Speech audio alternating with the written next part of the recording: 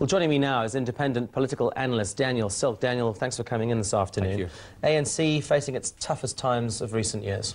Yes, I think it's unprecedented, and I think few would have expected that 14 years into the new democracy, you suddenly left with a monolith of a party which looks as though it's certainly fraying at the edges thus far, but it may well fray further. So I think that these are highly significant times for South African politics and quite exciting times as well. We've seen Lekota serving divorce papers, as he said, on the ANC last week. We've had Shiloh resigning from the ANC just today.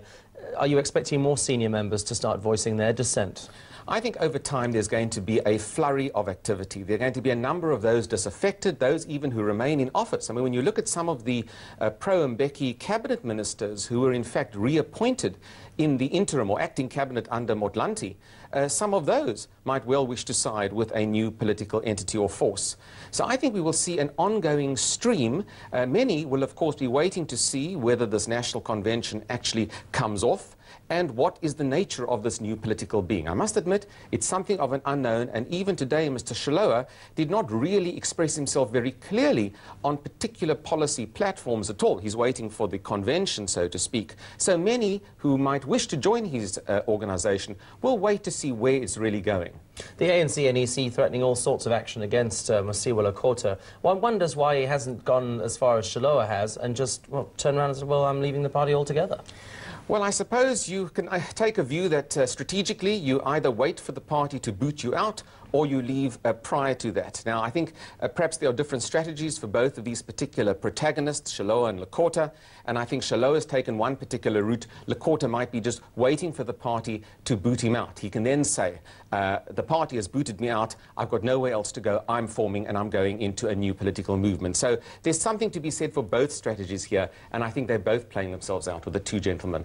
But this is a major nightmare for the ANC, especially with the general election months away. Well, it couldn't be worse for the ruling party. Already there are doubts about voter turnout and voter commitment, even to a Jacob Zuma-led ANC. So without a split, the ANC is already fighting to retain its share of the vote in particular 3 or 4 key provinces. It's now faced with a new political movement that could conservatively take 10, 15% of the vote if it manages to organize itself in time. That's a conservative estimate.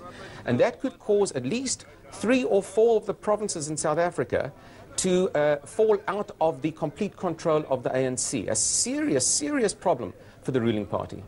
What are you expecting to happen come election day? I mean, as you say, a drop in support for the ANC. A lot of people worried about potential violence. What's your take? Look, the real issue, and it's a test for our democracy, and perhaps it's just as well that our democracy is being tested right now.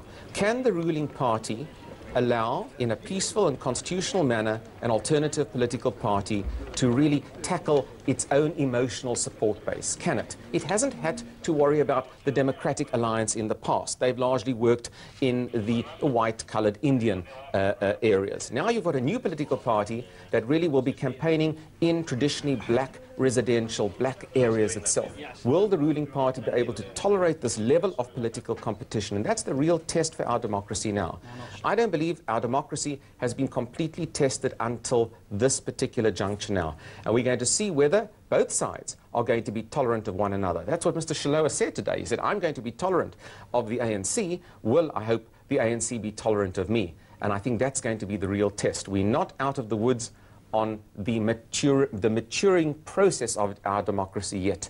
The next few months will tell. All right, Daniel, thanks for your time today. Independent political analyst Daniel Silke. Meanwhile, former President Thabo Mbeki says he's